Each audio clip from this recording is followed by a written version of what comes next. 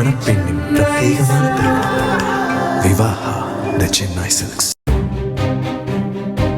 உயர்கல்விக்காக வெளிநாடுகளுக்கு செல்லும் இந்திய மாணவர்களின் எண்ணிக்கை கடந்த 2 ஆண்டுகளில் 31% சரிந்துள்ளதாக மத்திய கல்வி அமைச்சகம் தெரிவித்திருக்கிறது.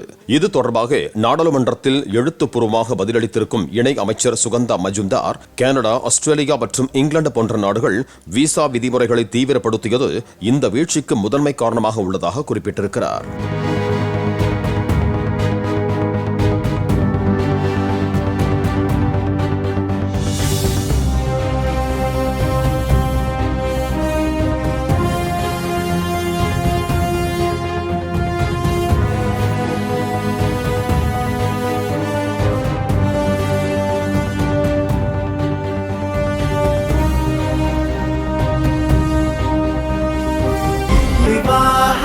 மணப்பெண்ணின் பிரத்யேகமான திருமணம் விவாஹா தி சென்னை சில்க்ஸ்.